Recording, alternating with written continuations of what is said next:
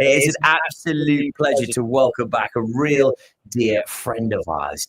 Now, here at Pure West, your Pembrokeshire station, we're all about supporting the people within our community. We broadcast on DAB, smart speaker, the Pure West radio app to enable you to be able to engage with us. And also, we have some fabulous videos as well. We go onto our socials and onto YouTube. And I can't believe, just reminiscing over this, it was February last year when I last spoke to our next guest. And what an immense time it has been. Tim Bretnall, thank you so much for popping into the studios today. Hi, Toby. How are you? My goodness. I don't even know where to begin, Tim, other than the start, which is where we last spoke and we met face to face. Going back to February of last year, I mean, what an immense sort of 16 months you've had. It's been absolutely incredible. Yeah, what a journey. If you told me this when I was last here with you, I wouldn't have believed you, and I told you to get out. Yeah, to be honest, I think you'd probably gone, what are you on about? I mean, I'll be honest, I don't think any of us saw it coming. But I think first and foremost, obviously, you know, the reason why it missed the base, the post office, why it won multiple BAFTAs, is because, you know, the seriousness, the heartstrings, the emotions that we all felt as viewers watching this, you know, unfold before our eyes and thinking, hang on a minute, this is real. This actually happened to you and a group of other people that were innocent, that got caught up in this awful scandal. What's the latest with that, then? Well, yeah, firstly, the Mr. Bates drama did us a huge favour. Although the story's been reported, people didn't appreciate the human cost of it. And those 4 hours of drama really showed people how it affected us on a personal level. That's when we suddenly got this huge wave of public understanding and support. So we're very, very thankful, very, very thankful for that. Since then, the interest in the story really exploded. It was at a BBC event following that, where they brought us back to Ferry Compton, the village hall where we first got together with Sir Alan to do a special. That Mark Wildblood approached me and said, we only ever meet up at these miserable events. Even though, you know, as a group of people we got on, and it was quite nice meeting up at perhaps media things, it was still always discussing the negatives of the stories. Yeah. And he said, I want to do something positive for everybody, and I've got an idea. So I said, go on, tell me. Yeah. He said, you know, harking back to his previous life as a music promoter in Vietnam, he was like, I want to put a choir together. And I've said this already, I recall saying something flippant like, well, that's great, but give me a call when we're going bowling, or, you know, I'm not much of a singer. But when I told my partner Steph about it, she was like, no, you know, these people, they're your friends, and you could get a lot out of it. Give it a go. So I got back in contact with Mark and said, maybe against my better judgment, you know, I'll jump in. Let's see what we can do with this. And that was the same for many people. We suddenly realised we had a group of 50 of us at that point that were interested in doing it. Initially, it was via technology, because we're spread out all over the country, all over the UK. So we tried to have choir practices via platforms like Zoom or Teams. And the lag and latency on those sort of things just meant it didn't work. So we were all given individual parts to practice that could then be collated by our choir mistress, Faye, and we went from there, not knowing where it was going, just getting that sort of benefit of singing together. Yeah. Mark then had a contact at Britain's Got Talent, and he approached him, not for us to audition, but simply to say, can we bring the choir to a stage to give them the experience of singing in front of an audience? When they heard some of our rehearsals, they said, well, no, you're not coming to perform, you're coming to audition, which then got very scary. And actually, the first time we all sang together was the day before the audition. Oh, wow. Because, you know, logistics. We couldn't get people together. Then they drop it. That's incredible. I remember being at the hotel bar the Friday night before with Mark saying, well, we'll find out now tomorrow. If we've done the right thing, or if this has been a colossal waste of time. But when we got everyone together in the room and sang, it worked. And you know, we thought we can do something with this. And I think what was really clever, I mean, because, you know, choirs have been on Britain's Got Talent before. Choirs have never won. And we were hoping everything was crossed. The whole of Pembrokeshire was on the edge of their seats, hoping that you were going to get across the finish line. I mean, the finals are always you never know what might happen. It's obviously down to public vote. But I think with Will and the People, being a part of that, it was a really different take on something. It was original. Yeah, they were great. I mean, they were through a connection of Mark as well, and we approached them to write a song for us. And Will said, "I'm far too busy at the moment to write a song. I'll give it a go. But in the meantime, have a you're welcome to go through our entire back catalogue and have whatever you want, royalty free." Wow. So, Falling Down, which was our release, and our first song at Blackpool, really struck a chord. The lyrics in that song, many of us were told when we were investigated that we were the only people having a problem. And as a lyric in the song says, I get the feeling it isn't just a me thing. When all of us heard that, we were like... And Amanda picked up on that. Yeah. I think when she heard it, she was like, wow, okay. Yeah. This is, it was very funny because it's got a wonderful riff, it's got a lovely melody. It's kind of like you've heard it before, but this was, your take on it. Yeah. It just means so much to all of us. And Will and the other three guys from the band came along to the audition, and we invited them into it was such a good fit immediately. Yeah. They'd come along to help us, but we said, can you come with us? I mean, they're very good singers as well. Their harmony, their work together is amazing. Yeah. And BGT were like, bring them in. Fantastic. It just adds a layer. Yeah, it is. And it kept it, unique, and it did create, I thought, a wonderful presence. I mean, how did it feel then when you knew what we made the final? Like, my goodness! I mean, how did that sink in? The whole process was amazing. The scariest bit was stepping out on the stage in Blackpool for the first time. Together, yeah. I mean, that was effectively your first public performance ever together. I mean, talk about Britain's Got Talent audition. Well, you first step on stage to practice, and the auditorium's empty, but the house lights are on, so you can see 5,000 empty seats. At that point, you're a bit like, what have I got myself into? It's very different.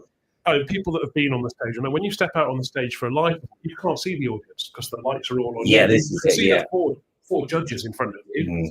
Which is still quite scary, but you can't see the thousands of people are there. So it allows you to sort of be more in the moment yourself, rather than worrying about how you're coming across. Yeah. But once we got through that, it was just excitement. Everybody wanted to get back and perform. But when we got to the final, people kept asking, how are the nerves? And genuinely, there were no real nerves in the choir. We felt so strong together that we wanted to just show that strength and get out there and do our song for everybody. Yeah, and I mean, it really came across just how much you meant to all of you. I mean, there was so much emotion, and I feel that, and Simon said some very similar words, that by the final, it was like you were all you were having a blast. You were all really getting into it.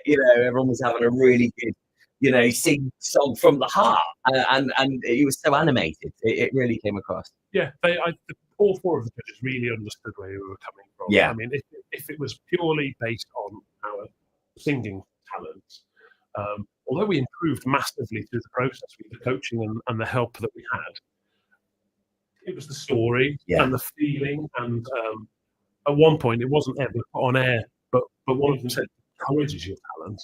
The courage to get together and do this just shows what the power of music and the power of standing together can do for people. And let me just picture this now. You're on stage, Britain's Got Talent final. You've just finished singing "Falling Down," which we'll play in a moment as well with one of the people with Hear Our Voice, the choir, and it's a great track. And some Declan come out, and I mean, just the elation of speaking to them. I mean, what was going through your mind? They were great. Anthony Deck were wonderful. They came around in the rehearsals and gave us all a little present each, and made sure everybody was sort of comfortable talking to them. And they were just behind us. They gave us a fist bump and said, "Well done," and how well we did. It was just the whole BGT machine. Everybody there, from Anthony Deck and the judges down to the production staff and the runners, really felt like they were behind us for the whole week that we were there. Yeah. The final. And this is it. I've been very fortunate to work with a lot of finalists from Britain's Got Talent, from many moons ago to Signature to Stavros Flatley. There's been a whole bunch of them, and they all have said the same for a number of decades that this has now been happening. They'll say that it's a special experience and one you'll never forget. I think what makes it special as well is that if it was a choir competition or a singing competition, then you feel very much in competition with the other acts. But because it's a variety sort of show, all the acts were very close as well. We spent a lot of time together over that week, especially on the last few days. And everybody just supported each other and wanted everybody to give their best performance. So it was really like a happy experience to be part of. Yeah, very, very magical as well, I could imagine. So what's next? I mean, obviously the charity single got released on Saturday, which is really exciting. So sort of what are the next sort of phases and levels with this now? Well, when we set the choir up, when Mark set the choir up, we came to 3 objectives. We wanted objective 1 was to give people something happy or joyous, a positive experience out of this. The second one was to keep the awareness of the scandal in the public eye. We knew that the inquiry was finishing and news media sort of interest would die down in it. So we saw this as an opportunity to keep our fight out there, because lots of us haven't got anywhere near settling with the post office yet. And the third objective was to try and raise some money for the 2 Postmaster charities that exist. There's the Horizon Shortfall Fund for Postmasters and the Lost Chances, which is the charity for Postmasters children. So this is where the charity single comes in. All profits from that are going to the split equally between those 2 charities. We hope to have some more releases off the back of that, but that means us being able to get together to record. So currently we're talking to people regarding sponsorship or gifting to allow us to do that, because we're all over the country. It's quite expensive to get everyone together. Yeah. But we're going down those roads. We're getting some positive feedback from people, so hopefully we can get some more releases out there. Yeah, fantastic. So yeah, where are you in your journey at the moment then? Because I mean, last time we spoke, obviously there was obviously a lot of legal sort of hoops to jump through. It's gone a little bit quiet in the media in areas. So what is the latest on your side, Tim? Well, pretty much the same as when we last spoke, apart from my claim was submitted to the post office in the end of the summer last year. They came back in December with an offer that was less than 20% of my claim. So obviously I didn't accept that. I then had to go away. While the whole Britain's Got Talent thing has been going on, I've also been rewriting my claim with my solicitors to address the problems that they came back with. It's pretty much ready to resubmit now, but it will be another 5 or 6 months, I think, before I have an offer back, and then we get into litigation again. So it just proves the point that publicly, government and the post office love to say they're working at speed and they're paying. I mean, they've paid an awful lot of money out. We appreciate that, and things are moving quicker, but they're just not moving quickly enough. I'm in my mid-40s, so I haven't got time to wait and play the long game. Lots of people, even in the choir, some people have accepted offers way under what they do because they've had a health scare or their partner's had a health scare, and they just want to draw a line under it and move on. And people shouldn't have to be accepting lesser offers. People should be getting what it's cost them. Yeah, 100%. Yeah, I mean, it's shocking. It really is. It's very, very sad to hear that. But keep battling on, Tim, and keep doing your thing. I mean, what an honour it must have been for you as well.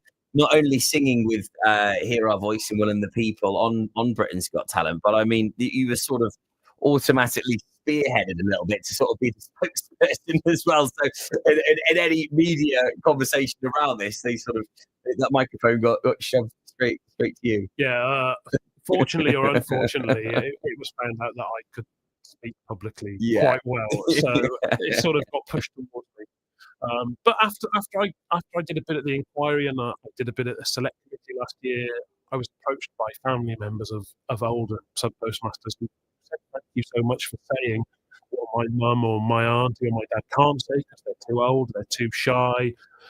It's not a duty, but if I can speak out for people, then I will, and I'll keep doing it. Got it sorted out. Yeah, well, you're doing a grand job, mate. You keep that flag well and truly high. And if there's anything we can do here at Pure West, we're here for you, my man. Great, thank you, Toby. You've been great so far. No, it's the least we can do. It's so sad. It really is. It's heartbreaking to think that really things haven't really moved, and you've been given such a low ball offer. That's shocking. Yeah, it's kind of a ridiculous situation where someone, a victim of a scandal, is having to go on a national talent competition to keep their story alive. We shouldn't be. None of us should be in this position. We should be moving on with our lives. It doesn't take away from how how good it's been, what a great experience it's been for everybody. But really, we shouldn't have needed to do it. Of course you shouldn't have. And I think it's been, as we said off air, really, it's been a real light for so many of these postmasters that have had such a difficult time. Awful. I mean, it has literally cost people their lives, their livelihood, people's dignity. It's horrendous what this has done to so many people, innocent people. But at least this was a real shining light in a very dark place for all of you. And I mean, everyone absolutely smashed it. And at least there is some real positive to take away from that. Yeah, really positive. Selfishly, it's given me a huge amount of happiness seeing these people that I knew grow. There was a lady, I won't name her, who, when she came to the first practice in Blackpool, shuffled into the room with her head almost down between her knees, didn't really want to talk to anybody. And by the time we got to the final, she's running across the room and hugging everybody. And it's just really given some really damaged and hurt people some confidence and some light. So it's been absolutely brilliant. Oh, wonderful. Tim, thank you ever so much for coming to the studio today. It's so good to catch up with you. I know we were embargoed on lots of information. We didn't speak for a while. It's so good to have you in. Well done for everything you've done with Hear Our Voice. It's certainly got our back in here at Pure West Radio. Without further ado, would you like to introduce this track? Well, this is our charity record. It's called Falling Down by Will and the People with the Hear Our Voice Choir. It's playing on Pure West Radio. Everybody safe and sound. At least we are.